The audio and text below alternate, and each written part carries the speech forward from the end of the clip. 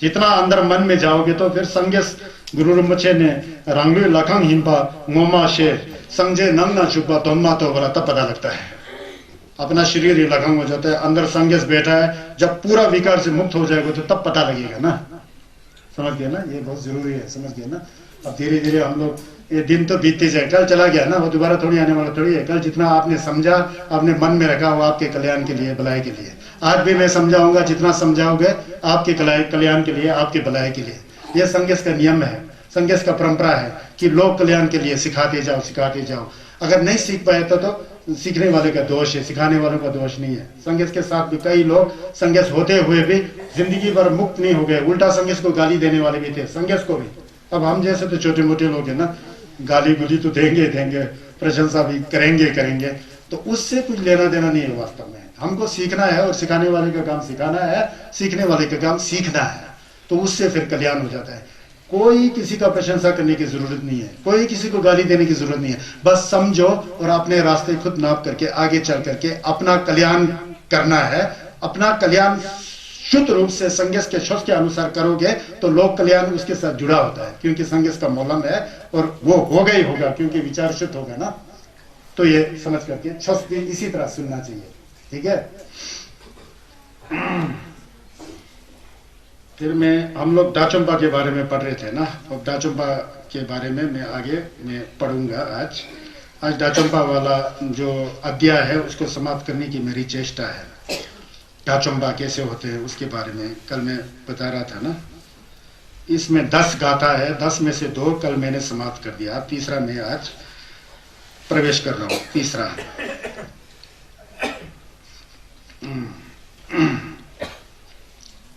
강라 송조 요면신 강기 용수 나와초 강기 조율 똥니당 셈메 넘버 थरपाते देनम गोपंग नमखाला जलम जिंदु शेप्रका बोलते हैं। अब दाचंपा के बारे में बोलते हैं। दाचंपा मतलब नमलेम्पा, संगेस जंगचुक सेम्पा की तरह ही समझ लो। वो जब वहां पहुंच गए होते हैं, ये सुन जो है संगे चुमले ने नेयत में दिया था, नेयत दोनों में नेयत में कमला सोंजो योमिन जी, जो अपने लिए धन को इकट्ठा नहीं करता है। दाचंपा जो होता है ना, अपने लिए धन को इकट्ठा नहीं करता है। मतलब अब क्या पता, अभी सब कमा लेते हैं, जिंदगी भर खाने के लिए अभी मौका है, कमाते हैं, वो क्या हमारे संसार में तो ऐसा चलता है ना, पहले कमा करके चलते हैं। अब जो गेलोंग नंबर तकबा होते हैं, छसपा चाहे गृहस्थ होता है, नंबर तकबा होता है, वो आज का आज खा लेता है, कल का कल खा लेता है, वो इकट्ठा करता ही नहीं है। ऐसा चरित्र वाला होते हैं, बोलते हैं कांगला सोंजो योमिन जी कांगी योंसु नवा जोंग बोलते हैं, जिसका चरित्र जो है बिल्कुल शुद्ध होता है। मतलब चरित्र शुद्ध होने पर भोजन पर भी उनका नियंत्रण होता है, सम्यक आजीविका बोलते हैं। इतना खाएंगे, जो शुद्ध पुरुष होते हैं, बुद्ध पुरुष होता है, अरहत पुरुष होते हैं, वो इतना खाते हैं कि जितना उनको जरूरत है। वो जीने के लिए खाते हैं, खाने के लिए नहीं जीते। हम लोग तो कभी खाने के लिए जीते हैं ना, वो जीने के लिए खाते हैं, इसमें बहुत फर्क है। जितना हमें आवश्यकता है उतना खाना चाहिए, वैसा उनके भोजन में नियंत्रण होता है।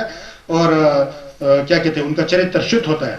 डांगी चोयु तोंगी डांग, जिसका मन जो है पूरा दुनिया के असलियत को जान करके, सब शून्य है, सब अनित्य है, सब मितक पता लग चुका है, उसके बीच में नमतो तो होता नहीं है।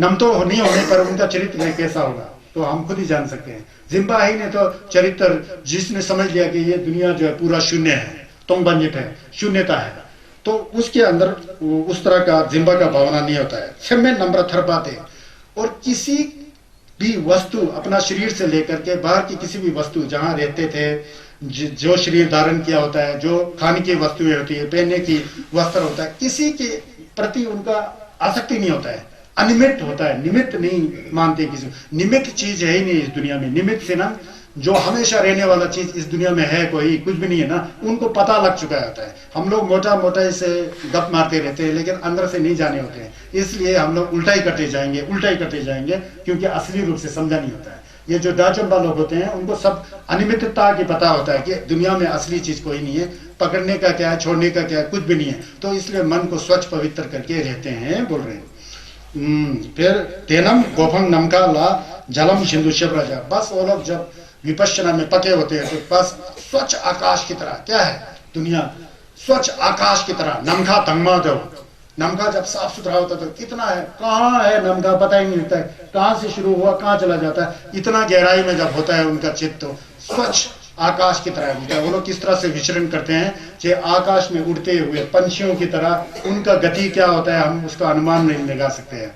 आकाश में उड़ते हुए पंछियों का झुंड का हम कोई अनुमान लगा नहीं सकते हैं। और आकाश में उड़ते हुए पंछियों के पद चिन्ह को हम कैसा पहचान पाएंगे? पद चिन्ह से ना, जैसा जा नमकाला फुर वो उसका जो पैर के निशान कहाँ नजर आएगा? नमका तो तंबा है, वो पैर का निशान होता ही नहीं है। जैसे आकाश में पैर के निशान को पहचानना असंभव होता है, नहीं पहचान सकते हैं, उसी तरह डाचंपा जो जुक्थोब होते हैं उनका नमलिंग को हम लोग नाप तोल नहीं कर सकते हैं।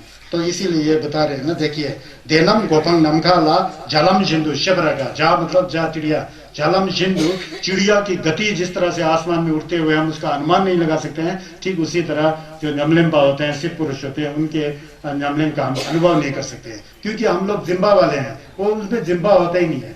वो लोग वीत राग होते हैं, हम लोग रागी होते हैं। वो लोग वीत द्वेष होते हैं, हम लोग द्वेषी होते हैं। द्वेषी मतलब गुस्सा करने की भावना, वीत द्वेषी मतलब जिसमें गुस्सा की भावना होता ही नहीं है। रागी माने जिसमें जिम्बा होता है, तकजिन होता है। वीत राग मतलब जिसमें जिम्बा नाम की कोई चीज है ही नहीं है, मन आकाश की तरह स्वच्छ होता है, तो उनका गति इस तरह से होता है, ऐसा कह रहे हैं। तो यहाँ पर एक कथा है, एक बार से संगे चुमनिंदेश ने जेतावन में इसको प्रवचन किया ना। जेतावन मतलब जेतवन अनाथ पिंडक महाविहार श्रावस्ती में। तो उस समय एक वहां पर एक भिक्षु रहते थे। उन भिक्षु का नाम, भिक्षु को स्थाविर बोलते हैं, छस में नेतेनपा बोलते हैं। नेतेनपा जो छसपा नमलेम्पा है गेलोंग थे, उनका नाम वेलेटिसिस नाम के, वेलेट उस समय नाम दूसरा वेलेटिस बोल के बताते हैं, वो थे। बहुत गोम जमलेन करते थे। वो गोम जमलेन में इतना रम जाते थे कि उसमें लीन हो जाते थे, विपश्यना में, लाथोंग में, गोम में भी लीन रहते थे। उस समय आजकल की तरह व्यवस्थित नहीं होता था। आजकल तो गोम्पा में व्यवस्थित है। रिम्पोचे जी लोग गोम्पा में ढाबाओं के लिए पूरा खाना का व्यवस्था, डाइनिंग हॉल भी हाई फाई होता है, रहने का स्थान भी हाई फाई। आजकल तो बदल चुका है ना जमाना। तो उस समय क्या होता था, गेलोंग लोग संयम करने जाना पड़ता था, भिक्षा मांगने का, भिक्षा मांगने जाते थे। लेकिन गोम जमलेन बहुत करते थे, वेलेट थीस बोलने वाले ये जो बनते जी दबाजी जी। अब संयम के लिए गए, एक दिन संयम जाकर के कुछ आटा चावल क्या मिला होगा उसको लेके वापिस आ रहे थे। फिर उन्होंने सोचा वापिस आते आते थोड़ा थोड़ा अन्न लेके आएंगे तो मेरा टाइम बराबर होगा, मुझे और एक दो बार जाना चाहिए ताकि ज्यादा मिले। उसको सबको पका करके फिर सुखा करके मैं उसको बहुत दिनों के लिए रखूंगा, ताकि मैं मेरा मन जो है ना भटके बार बार जाने के लिए। ऐसा करके एक बार संयम लेने के बाद, भिक्षा लेने के बाद दोबारा यह सोच करके गए और कई दाल चावल जो कुछ होता होगा उस समय की बात है लेके आए। फिर उसको पका पका ही मिलता था, उसको उन्होंने सुखाया, सुखा करके रखा, फिर नीचे गोम करके बेचे, सुखा करके रखे, गोम करके।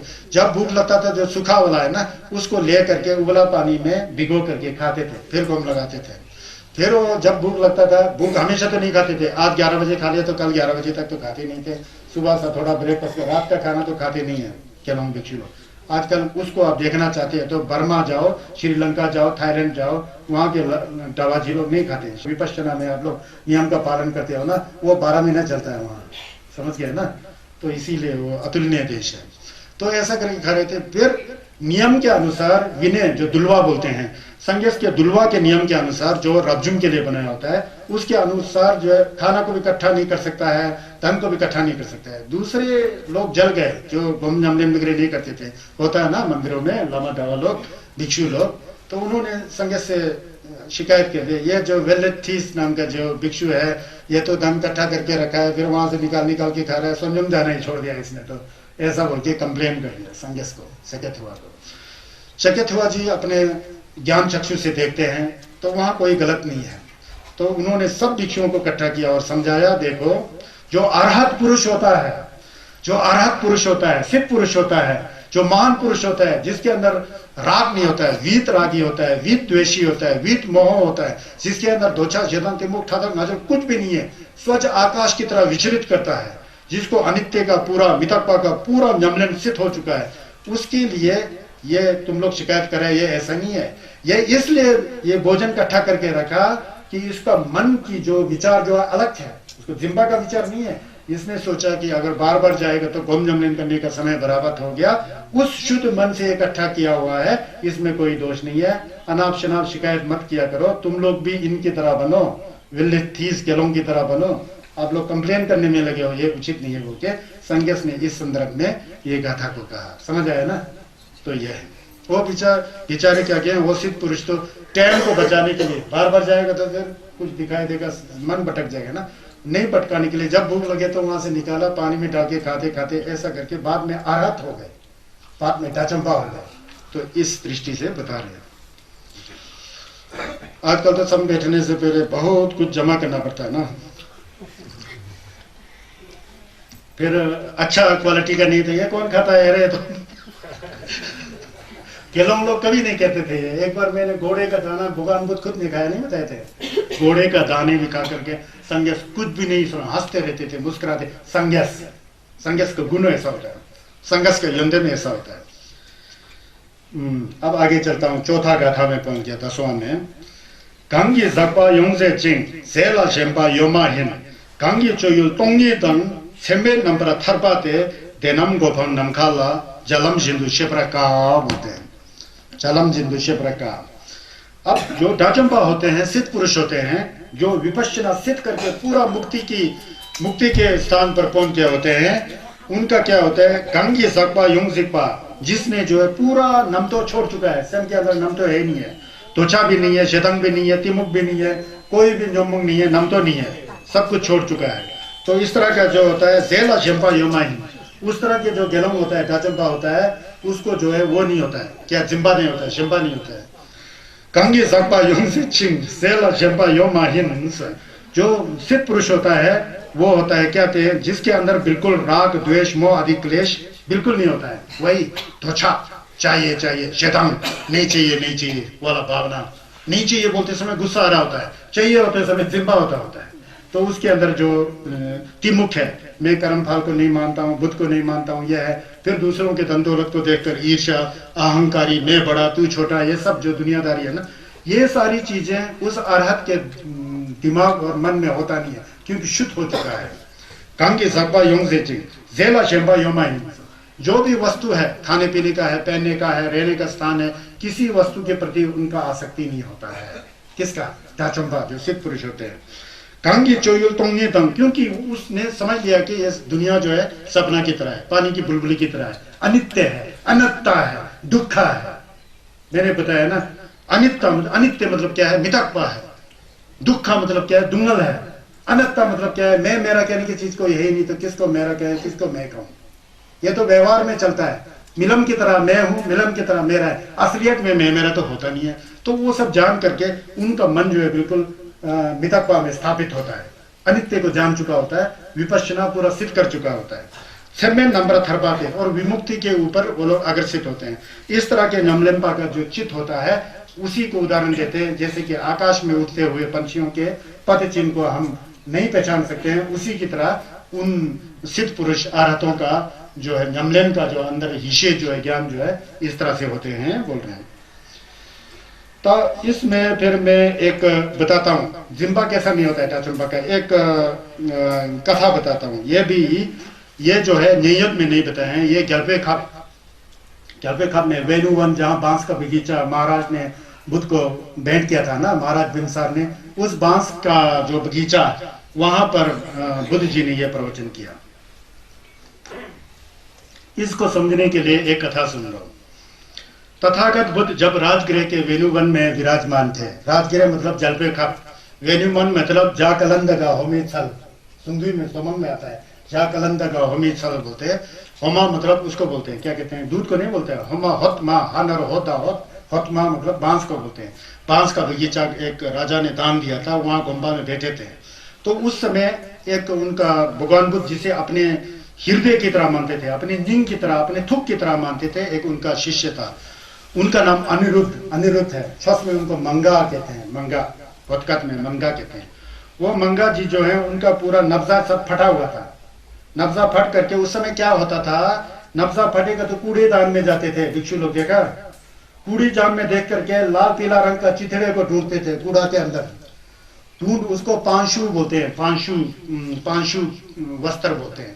ढूंढ करके उसको धो करके फिर एक एक टुकड़ा करके सिला करके उसका छिगु बनाते थे। तो ऐसा नब्जा खत्म हो गया, कूड़ेदान में एक छिगु ढूंढ रहे थे, छिगु बनाने के लिए कपड़ा ढूंढने गए थे। अनिरुद्ध, वो डाचंपा थे, अनिरुद्ध मान ढूंढ रहे थे। वहां ढूंढ रहे थे तो उनके 3 पीढ़ियों की पहली पत्नी, पहले गृहस्थ थे ना, 3 पीढ़ी पहले वो गृहस्थ थे, उनकी पत्नी किसी अच्छे कर्म से इस दुनिया से गुजर करके देवलोक में जन्म हुआ है, देवपुत्री के रूप में। उनका नाम था जालिनी। उनका 3 पीढ़ी पहले इस डावा का, गेलोंग जी का जो ढूंढ रहे थे कूड़े करकट में, 3 पीढ़ी पहले जो गुजर गए थे देवलोक में किसी पुण्य कर्म के फल रूप, वहां पर जालिनी नाम के देवपुत्री के रूप में जन्म लिया था। उनके पास दिव्य दृश्य होता है देवलोक में। तो नीचे देखते हैं कि उनका पूर्व पति जो है अनिरुद्ध, अभी जो मंग बने हुए हैं, अभी डाचुम्बा है, वो तो कूड़े के अंदर क्या कहते हैं कपड़े ढूंढ रहे हैं, देख लिया। तो अब देवता ही देवता, उनके अंदर शक्ति होता है, प्रतिहार्य होता है, झुझुल होता है। तो उन्होंने क्या किया, एक बहुत अच्छा सुंदर वस्त्र जो है कूड़े के अंदर छुपा दिया किसी दूसरे दृष्टि से। पहले मनस्थिति अभी नहीं पहुंचा ना, कूड़े में ढूंढने के लिए जा रहे होंगे तो उस समय पता लग गया, तो वहां छुपा दिया। सीधा सीधा देंगे तो नहीं लेने, ये अनुमति नहीं है बौद्ध परंपरा में। सीधा सीधा आप दे तो इतना बड़ा कपड़ा फिर लेंगे भी नहीं, फिर वो कूड़े में ही ढूंढने का रिवाज था उस समय। तो कूड़े में ढूंढने, फिर वहां जाके कूड़े के अंदर दबा दिया उस कपड़े को, कई मीटर कपड़े को, फिर छोटा सा एक टुकड़ा बाहर निकाल के रखा ताकि दिखाई दे। जब वो कूड़ेदान में पहुंचे तो वहां से दिखाई दिया, तो उन्होंने खींचा तो बहुत अच्छा कपड़ा निकल गया। उसको लेकर के बिहार में गोम्बा में ला के आते, गोम्बा को बिहार कहते थे उससे, बौद्ध बिहार, मंदिर नहीं नाम था उसमें, बौद्ध बिहार गोम्बा। फिर वहां लाए तो फिर संगेस भी बैठे हुए हैं, दूसरा उनके चेले भी बैठे हुए हैं, दूसरा चेले नहीं अनुयायी बैठे हुए हैं, सब लोग बैठे थे। तो बुद्ध को सब पता है उनको, आप संगेस तो संगेस है ना, पता है आपका पड़ा। फिर वो काट करके चिगु सिलाते, फिर संगेस भी हंस रहे थे, ऐसा ऐसा ऐसा करके। फिर उसके बाद जब वो सिला रहे थे तो उनकी जो पूरा पत्नी जालिनी जो है, अब कपड़ा तो मिल गया पति को है ना, अभी पति नहीं है, अभी तो गेलोंग बन गया है ना।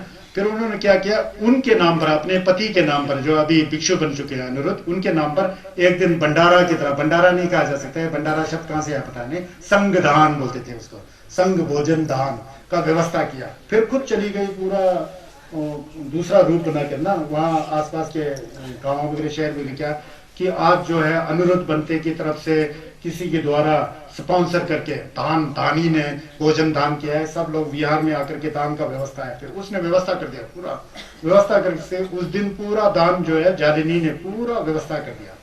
अब भोजन किया, सब कुछ, खुद को पता ही नहीं है पति को क्या हो रहा है ना, वो तो अपनी पत्नी पूर्व जन्म से उसके कर रही है।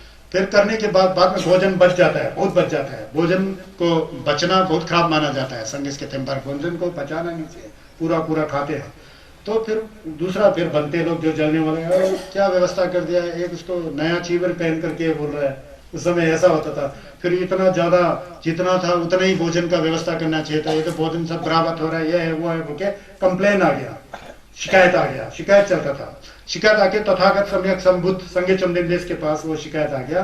संगे तो सब जानते थे, फिर सबको इकट्ठा किया भिक्षुगणों को, देखो बोलता है ये मेरा जो अनिरुद्ध है जो है ये बिल्कुल अरहत है, इसको कुछ लेना देना का कोई इसके अंदर आसक्ति है ही नहीं है।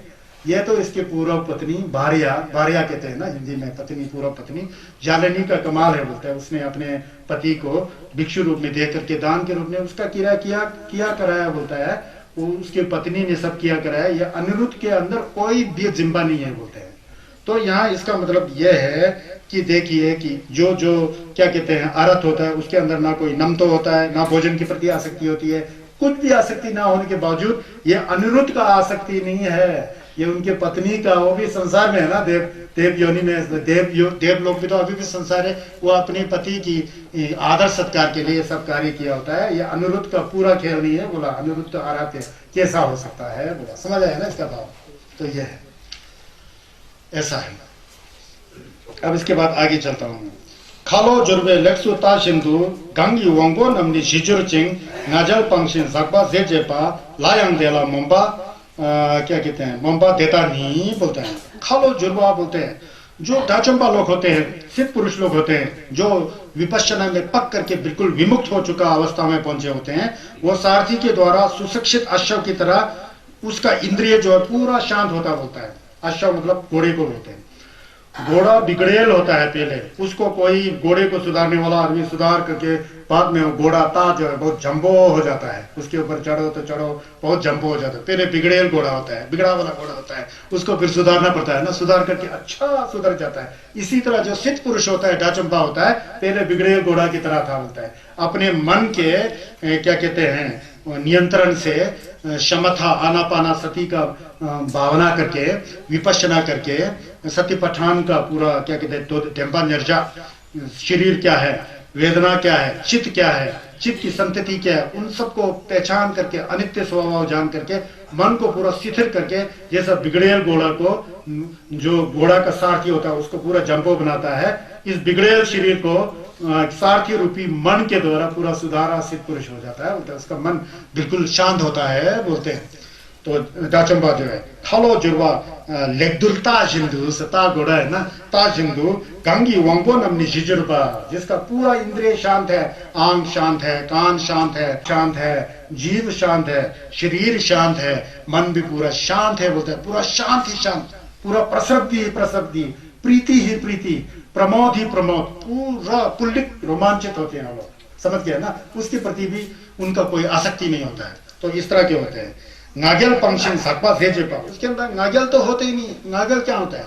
नागेल से ना अहंकार, अहंग किसे कहते हैं? मैं, कार मतलब उसको पकड़ना, अहंकार, मैं हूं, मैं होगा तो फिर मेरा भी होगा, फिर मेरा मेरा मेरा मेरा। हकीकत में मेरा जिसे कहते हो वो खत्म होने वाली चीज है, अनित्य है, निकटता है, एक दिन खत्म हो। जिसे तुम मैं करके पकड़ के रहे हो वो मैं भी कहाँ रहने वाला। जब तुम्हारा शरीर ही छूट जाए तो मैं तो सब आग में भस्म होकर खत्म हो जाता है ना। तो ये तो हमारी गलत फहमी है। लेकिन जो डाचंपा लोग हैं, जो अरहत लोग होते हैं, वो सब समझ करके उनका मन जो है बिल्कुल शांत होता है, मैं मेरा की भावना होता ही नहीं है।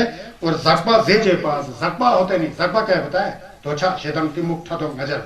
त्वचा मतलब कामी होना, रागी होना, जो मैं बोल के पकड़ता है अपने शरीर को, मेरा है मेरा है मेरा है बोल के अपने धन दौलत घर गृहस्थ को पकड़ के रखता है, जैसा कि कभी भी खत्म नहीं होने वाला, ऐसा है। उसके प्रति फिर डींग मारते हैं, फिर ईर्ष्या करते हैं दूसरे को धन को देख करके, मेरा भी काश ऐसा होता है।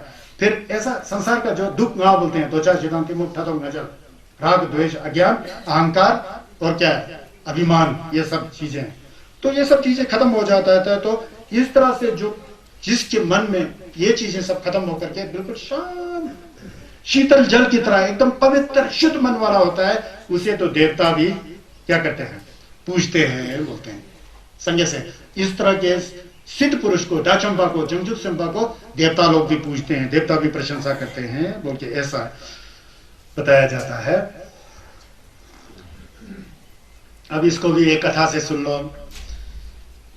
भारत बहुत विचित्र देश है और बहुत अच्छी, क्या कहते हैं, भारत का संस्कृति इतना गंभीर है, ये है वो है। भारत में जब बुद्ध काल में थे ना, इतना सुंदर वातावरण रहा होगा, इसमें कोई दोष नहीं है, इसमें कोई संदेह नहीं है। जब संघर्ष चंदेते का तेनबार मचे, यहाँ 1000 साल तक चलाना, उस समय भारत कैसा रहा होगा? बहुत सुख शांति होगा ना, सब लोग संघर्ष के छस को जानते थे, कितना अच्छा वातावरण होगा।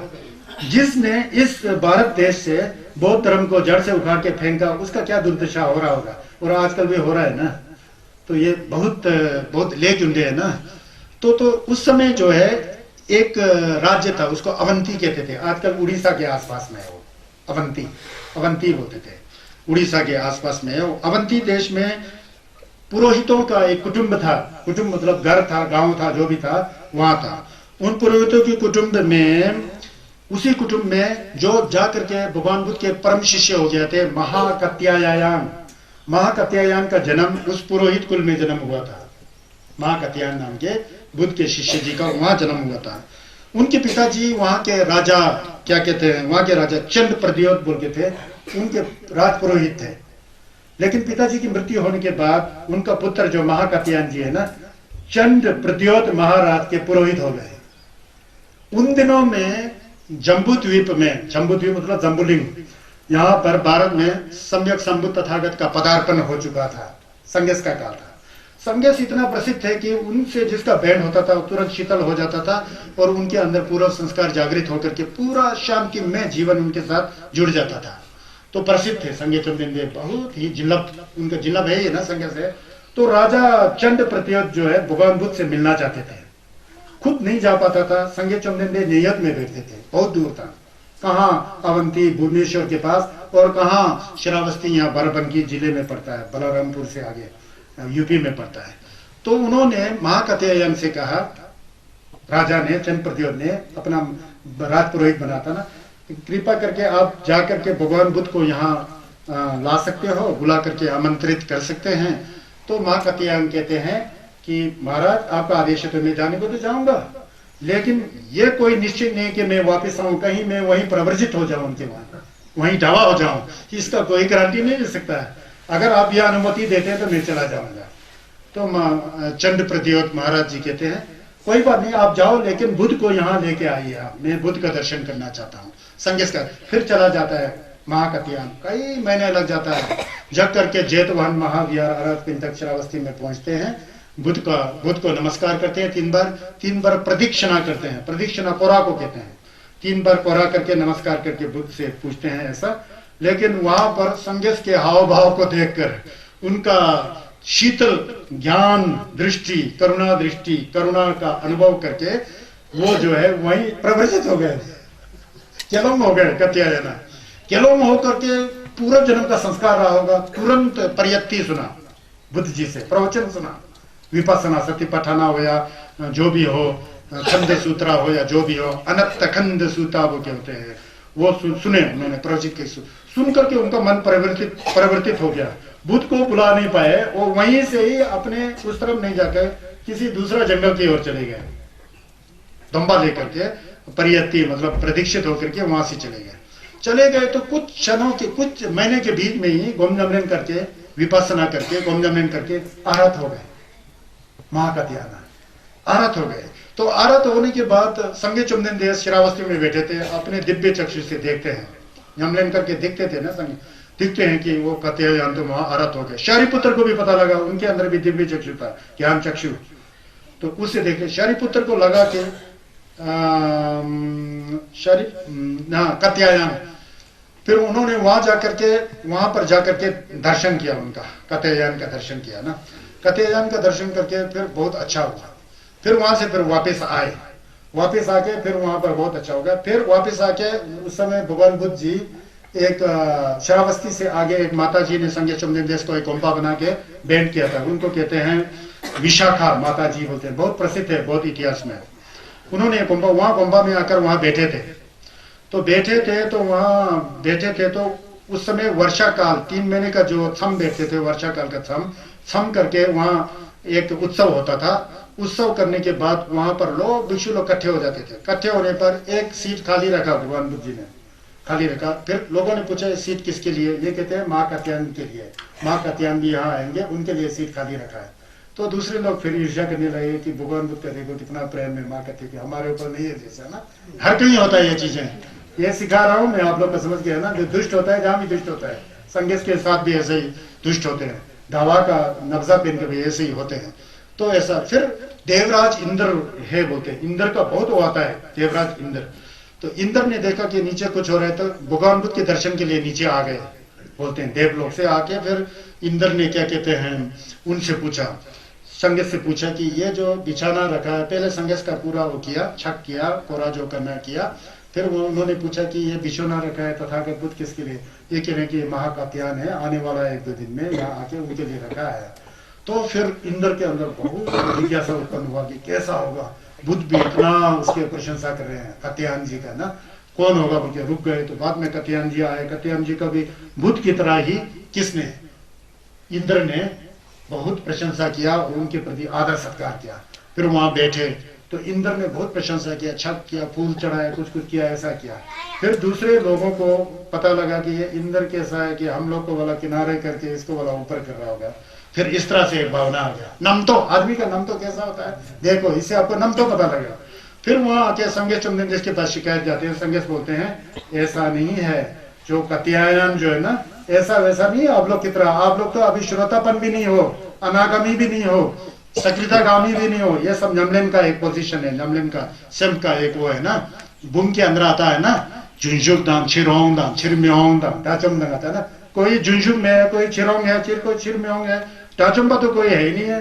तो उन्होंने बताया ये जो कात्यायन जो है डाचुंपा है, देवराज इंद्र दोषी नहीं है। देवराज इंद्र को पता है कि ये डाचुंपा है, इसलिए देवराज इंद्र जो है इस कात्यायन का आदर सत्कार कर रहे हैं। ऐसा है भिक्षु, तुम लोग ध्यान दो, ध्यान लगाओ, मेडिटेशन करो, विपස්සना करो, अपने को विकार से मुक्त करो बोल के देते हैं।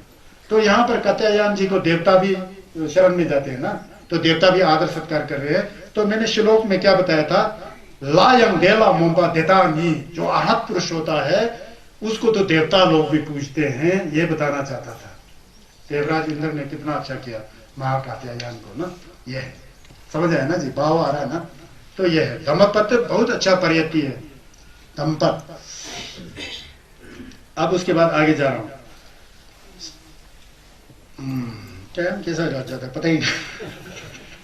साजी जिंदो नंबरा मिगोकते वांगपो फुरपा जिंदो तुलजुकतेन जिंगबू जिंदो न्योपा दंगडलवा तेंदा दानी खरबरा मिंजुरो, जो अरहत पुरुष होता है, डाचुंपा होते हैं, न्यामलेन थर्चिन किया वाला जो महान पुरुष होता है, संगे चुमदिन देश के छे के ऊपर जाकर के ना, साची जिंदो नंबरा मिगोकशिन, पृथ्वी की तरह अचल रहता होता है। उनका मेडिटेशन जो है पृथ्वी की तरह अचल होता है। पृथ्वी पर फूल फेंक दो तो खुश नहीं होगा, कीचड़ फेंक दो तो दुखी नहीं होगा, इस तरह का होता है डाचुंपा का मन जो है। उनके ऊपर फूल चढ़ाओ तो उसने मुझे फूल चढ़ाया, बहुत अच्छा है, नहीं होगा, नहीं सोचेंगे, चिंता नहीं करेंगे। उनके ऊपर कोई गंदगी, मेरे ऊपर गंदगी फेंका, ऐसा भी नहीं होता है, ऐसा मन बना होता है। पृथ्वी की तरह अचल हो, जिसका मन जो है पृथ्वी की तरह अचल हो। वंको फुरपा सिंधु तुल झुकते हैं, और उनका इंद्रिय होता है आंख, नाक, कान। हम लोग तो आंख से अच्छा वस्तु देखे तो जिम्बा करेगा, खराब होगा तो छोड़ दे यार ये अच्छा नहीं है, चल भाग यहाँ से बोलेगा, है ना। ये हमारा स्थिति है, क्योंकि हम लोग खुरवा के समझे हैं। जो जो जो जो डाचुंपा होता है, नमलिम्बा होता है, उनका पूरा इंद्रिय जो है वश में होता है, जैसे कि इंद्र की कील की तरह, इंद्र की दुर्जे फुरबा की तरह बिल्कुल अचल होता है। उनका इंद्रिय भी डगमगाता नहीं है, अच्छा के ऊपर आसक्ति नहीं होता है, बुरे के ऊपर बुरी नजर भी नहीं होता है, बिल्कुल स्वच्छ होता है। समझ गया ना, ये डाचुंपा लोग ऐसा होते हैं। डाचुंपा मतलब नमलिन, डाचुंपा का मतलब ऐसा मत समझना कि ईसा मसीह की तरह, अल्लाह की तरह, शिव जी की तरह, ऐसा नहीं है। यहाँ हम आप भी डाचुंपा बन सकते हैं, यहाँ यह अगर उस तरह से हम हर कोई व्यक्ति संगेश बन सकता है, यह संगेश का चॉइस का मानता है। समझ गया ना, जो संगेश बने हैं संगेश केतुआ, वो तो शुद्धोधन के राजपुत्र थे ना, हमारे महाराज वीरभद्र सिंह जैसे ही थे ना। वीरभद्र सिंह जी हमारे राजा जी राजनीति में चले गए, वो धर्म में चले गए, बुद्ध हो गए, और राजा साहब हिमाचल के चीफ मिनिस्टर बन गए, है ना। तो ये फर्क है ना, तो ये है, ऐसा है। वंको फुरबा चिंदु तुलजुक्तन जिंगबू चिंदु न्योपा दंगलवा, जो डाचुंपा होता है, सिद्ध पुरुष होता है, जैसा कि स्वच्छ तालाब में कोई कीचड़ नहीं है, कोई कुछ नहीं है, बिल्कुल स्वच्छ है, स्वच्छ तालाब की तरह उनका मन जो है पूरा निर्मल होता है, पवित्र होता है, शुद्ध होता है कि नहीं। जिंगबू चिंदु न्योपा, जिंगबू बोलते हैं आप लोग यहाँ पर किनारे वाले, सबको जिंगबू बोलता है, जिंगबू बोलते हैं, जिंग बोलते हैं, जिंगबू जिंदू न्योपा दंगलवा, न्योपा भी न्योपा ही बोलते हैं ना, न्योपा दंगलवा, न्योपा नहीं होता है, न्योपा दंगल ठेंडा तानी खरबरा मिंजुरो। इस तरह से जो अरहत होता है वो संसार में कभी भी लिप्त नहीं होते हैं और हमेशा विमुक्त ही होते हैं, ऐसा बताया गया है। तो ऐसा बताया गया। यहाँ पर यरने का सीजन था, यह संजय चंदेन दे ने शायद न्यूयॉर्क में बताए हैं। यरने जो तीन महीने का जो सम करके ढवा लोग सम से बाहर आते हैं ना, वर्षावास से, उसका मौसम था। तो जब यरने समाप्त हो गया तो उस समय सभी भिक्षु लोग उठ करके कहीं जा रहे थे, संगे तथागत बुद्ध भी थे। तो शरीपुत्र जी अपने जैन को ना, जैन को पहन रहे थे, हवा का झोंका आ रहा था, जैन को पहन करके ऐसा जैन को ऐसा किया, जैन को ऐसा किया। पीछे एक कोई ढवा होंगे, भिक्षु होंगे, उसके आंग में लग गया। उसने क्या सोच लिया, जानबूझ करके शरीपुत्र ने मेरे को मारा सोच लिया, जानबूझ करके इसने, क्योंकि पहले खुंदक रखता था, लेकिन शरीपुत्र तो अरहत है, हमने सिद्ध कर चुके, उनके अंदर नाम तो कुछ भी नहीं है, कुछ भी नहीं, लेकिन वो भरम करके, हमारे संसार में बहुत होता ना ऐसा, ऐसा किया होगा, ये होगा, वो होगा। उसी तरह वो दवा में भी जब जैन ऐसा कि इसने जानबूझकर मारा, अंदर में खुंदक पार किया, जा करके संगे शगतवा को बता दिया कि ये शरीपुत्र आपका सबसे महान शिष्य, अग्र श्रावक, जो सबसे आगे विपश्यना में से, क्या विपश्यना में आगे, मेरे को तो ये बहुत खुंदक लगता है, आज तो उसने जैन से मार दिया होगा, देखो यहाँ पर चोट लग गया, तथागत बुद्ध हंस रहे हैं, कैसे आप क्या समझाएं। संगेस को भी ऐसा हौगल होता था, ऐसा ऐसा कष्ट होता था संगेस को भी। अब उनको बुलाया शरीपुत्र हंस रहे हैं, संगेस भी हंस रहे हैं, दोनों को पता है ना हकीकत क्या है। अब शरीपुत्र फिर कहता है कि संगेस ऐसा नहीं है, लेकिन तू गलत समझ रहा है। लेकिन वो समझने में थोड़ा मन बुद्धि वाला था। फिर शरीपुत्र को ये बताया कि उसको समझा दो, आप ही बता दो। शरीपुत्र ने कहा कि मैंने आज तक जब से मैं आराध को किया, किसी एक छोटे प्राणी को तिल मात्र भी दुख नहीं दिया, तो तुमको कैसा मैं दुख दे सकता हूं। मैंने नहीं दुख दिया तुमको, फिर नहीं दिया तो ऐसा जैसा कहते हैं। तो फिर संगस कहते हैं कि कैसा हो सकता है, शरीपुत्र आराध है, आराध होते हुए तुम्हारे को कैसे चोट पहुंचाएगा, ये तो हवा का झोंके से लगा होगा। इतना भी नहीं समझते वो कि संगस बोलते हैं। फिर शरीपुत्र कहते हैं मेरा स्थिति ऐसा वो नहीं मान रहा है। देख बोला तू अभी नए नए हो, अब बोलना पड़ता है कभी कभी उन लोग को। मेरा स्थिति ऐसा है, भगवान भी बैठे हैं ऐसा, मेरा स्थिति ऐसा है कि उस पृथ्वी की भांति है जो अचल होता है। फूल डाले तो मुझे उस पृथ्वी को आसक्ति नहीं होता है। फूल फेंके, गुलाब का फूल, सुगंध फूल पृथ्वी के ऊपर फेंके तो पृथ्वी को क्या है, उसको तो फूल फेंको या उसके ऊपर विष्ठा या गंदी चीज फेंको तो कुछ फर्क नहीं पड़ता ना। मेरा स्थिति ऐसा हो चुका है, यंग मंग बोलते हैं नए भिक्षु, मेरा स्थिति ऐसा है, पृथ्वी की तरह है। मुझे कोई फूल चढ़ाए, मेरे ऊपर कोई गंदगी फेंके, मुझे फर्क नहीं पड़ता है। मैं तो फकीर हूँ, मैं तो गरीब हूँ, मैं तो पृथ्वी के को पहुंचने वाला पहुंचा जैसा हूँ, ऐसा बोलते हैं शरीपुत्र जी। ज्ञानी थे ना। मैं तो बिना सींग वाला बैल हूँ। सींग वाला बैल हो तो मार देगा ना, अब बिना सींग वाला बैल की तरह क्या बोल रहे हैं ऐसा। फिर तथागत ने समझाया, देखो ऐसा ऐसा समझा करके उस दृष्टि से अभी ये बोलते हैं अरहत में मतलब आसक्ति नहीं होता है, जिम्बा नहीं होता है। उनका मन जो है बिल्कुल शीतल, शांत और पवित्र होता है। इसको दर्शाने के लिए ये बीता हुआ।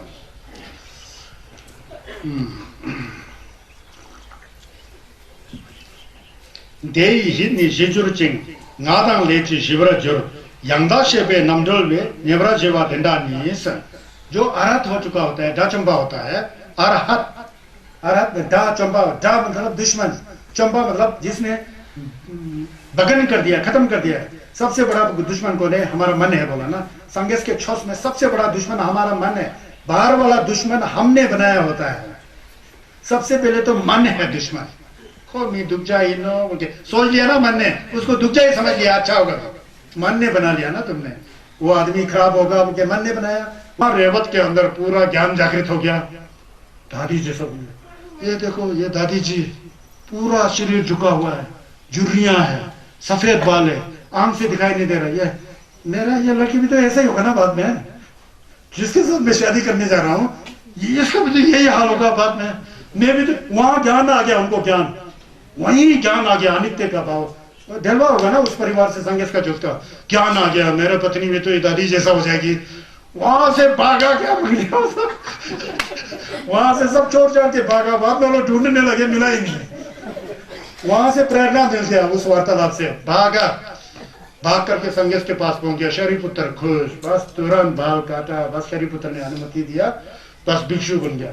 ये जो है वहां से दीक्षा लेकर के मतलब जंगल में जाने के लिए, जंगल में जाते हैं, उनको दुतंग मेडिटेशन बोलते हैं। बहुत प्रयत्न के साथ मेडिटेशन करना पड़ता है उसको, दुतंग विपश्यना का ये अंश है। दुतंग मेडिटेशन करके वो रात हो गए सही में। जब वो दादी वाला बात चला था, वहीं श्रोतापन जैसा अनुभव हो गया उनको। रेवत को भाग गया तो वहां फिर दवा बन गया। तो फिर मेडिटेशन किया तो आरत हो गया जंगल। फिर वहां पर शरीपुत्र जाते हैं देखने के लिए, बुद्ध भी जाते हैं। इतना दिव्य शक्ति था, इतना प्रतिहार्य था। उन्होंने टेम्परेरी बुद्ध को रहने के लिए एक टेम्परेरी तुरंत अपनी ज्ञान शक्ति से निर्माण करते हैं। बुद्ध आते हैं, उनका दर्शन करते हैं, शाबाशी देते हैं, फिर वापिस जाते हैं। तो इस तरह से वो रेवत ऐसा बन गया होता है। तो जहां पर वो जंगल में रहते थे ना, उस जंगल में चिड़िया से लेकर पशु पक्षी से लेकर सब शांत, पूरा जैसा कि मेडिटेशन कर रहा हो, चिड़िया वगैरह जितना भी पशु पक्षी शांत होकर के ऐसा वातावरण हो गया। संगेश ने कहा देखो यह है पुण्य का फल, ऐसा होता है। फिर शरीपुत्र ने बाद में जाकर माता जी भी को किया था ना, मैं पहले कथा सुनाया था ना, माता जी भी तो कर दिया था जब परिनिर्वाण होने को आता था। तो यह है, कहने का मतलब यह है कि जहां पर अरहत होते हैं ना, चाहे गांव हो, नदी नाले हो, चाहे क्या कहते हैं एकांत जगह हो, शहर हो, वो स्थल पूरा रमणीय हो जाता है, जिल्लभ वाला हो जाता है। पता लग गया ना? तो यह है, ऐसा कहता है। मैं बहुत खुश हूँ। और एक बच गया है, ये चैप्टर खत्म होने वाला है ना, फिर उसके बाद कल फिर बहुत अच्छा है, कल वाला तो बहुत अच्छा है। 1000 बातों में से एक बात याद रखो बोलने वाला चैप्टर आ रहा है। 1000 बेकार बातों से एक बात जो है आपको निर्भु बना सकता है, जो कल का चैप्टर करूंगा। और एक इसको समाप्त करता हूँ। गांगदू चेवो मिंगा वे कोम्बा नमनी नमगाते दोपा जिंबू मिसल वे दोचा ढलते ढलवा थे नमघा बोलता है। ये उसी के संदर्भ में ही है, ये मैंने कथा बोल चुका हूँ। कहते हैं कि गांगदू चेवो मिगावे, जहां सामान्य लोगों को अच्छा नहीं लगता है, सामान्य लोगों, हम आप जैसे लोगों को अच्छा नहीं लगता है, ऐसा एकांत स्थल जो डाचंबा होता है, जो वीतरागी होता है, जो नमलिम्बा होता है, उनके लिए बहुत अच्छा होता है शुरुआत में, है ना। जो हमें अच्छा नहीं लगता है तो उनको अच्छा लगता है, शुरुआत भी नहीं, कभी पका होना चाहिए, रमणीय लगता है। तो क्योंकि वीतरागी काम भोगों के पीछे नहीं दौड़ते हैं, जो वीतरागी होते हैं, जो दोचा चेतन के मुख से हट करके पूरा अपने को मुक्त होने चाहते हैं, वो काम भोग विलास युक्त जगहों में नहीं रहते हैं। तो यहाँ पे एक कथा आता है, एक भिक्षु थे, पिंडपात। पिंडपात मतलब क्या होता है? लुंगजत को पिंडपात बोलते हैं, जो संघर्ष का वो नहीं है लुंगजत भिक्षा पात्र, उसको पिंडपात। वो भोजन के लिए जाते हैं लोग, उसमें पात कर मतलब उसमें डालते हैं ना, पात मतलब पतित होना, गिरना। क्या गिरता है उसमें? भोजन गिरता है। दरवाजा के आकर खड़े हो जाते हैं, लोगों के घर में क्या पका होता है वो दान में देते हैं, इसलिए पिंडपात होते हैं। पिंडपात एक भिक्षु थे, वो भिक्षु बड़ा क्या कहते हैं वो करते थे, क्या कहते हैं, मेडिटेशन करते थे, विपश्यना करते थे, जंगल में बैठते थे। उस जंगल में, एकांत जंगल में, बहुत सुंदर था, बगीचा की तरह। वहां पर एक गांव की वेश्या थी जो उल्टा काम करते, वेश्या पता है ना, वेश्या थी। उस वेश्या ने एक मर्द से मिलने का वादा किया था इस जंगल में। वो वेश्या जो उस जंगल में जाती है, जंगल में जाती है तो उसको आने के इंतजार में आता आता वो किसी कारणवश नहीं आ पाया। वो मर्द वो वहां घूमते थे, कहाँ गए तो उस भिक्षु के सामने आ गई जो घूम पिंडपात वाला जो भिक्षु है ना, ढावा के पास आ गया। वहां पर उसके सामने जो उल्टा फुल्टा कुछ रंगीला नाटक करने लग गया। इससे वो भिक्षु जी पिघल गए, बोलते हैं ना, कुछ उल्टा काम करने के लिए जा रहे थे तो पिघल गए, तो डर जैसा लग गया। आप कुछ मेडिटेशन से उठकर उस समय संगे चंदन का दिव्य दृष्टि पड़ जाता है। तो संगेश ने देखा कि मेरे भिक्षु के ऊपर आपत्ति है। फिर संगेश अपने शरीर से पूरा तरंग छोड़ते हैं, क्योंकि कहीं पका हुआ है ना, तरंग छोड़ के फिर उसको बचा लेते हैं। बचा करके वो बाद में अरहत हो जाता है, अरहत हो जाता है। तो यहाँ ये बताता है कि जो भी जगह हो जो सामान्य लोगों के लिए अच्छा नहीं हो तो भिक्षुओं के लिए अच्छा होता है। फिर भी वहां पर कोई इस तरह से क्या कहते हैं गलत घटना घटने की संभावना हो, अगर आपके मन से संघर्ष के प्रति तत्पा वाला और शुद्ध पवित्र वाला हो तो संघर्ष का झिलम वहां आ चुका होता है, क्योंकि आप खुद ही रेडी हो ना, आपका मन बहुत प्रयत्नशील है वहां है। इस तरह से 80% आप रेडी हो, 20% में आपका टमाटोल होता, वहां का संघर्ष का झिलम आपको सहायता करता है। हम लोग क्या सोचते हैं कि हम लोग किया कुछ नहीं होता, पहले से संघर्ष के झिलम का आशा करते हैं, वहां का संघर्ष का झिलम नहीं मिलता है। समझ गए ना? तो यह है, ये अरहत वाला ये खत्म हो गया। कल मैं हजार बातों में से एक बात शुद्ध क्या होता है उसके बारे में कल मैं बताऊंगा।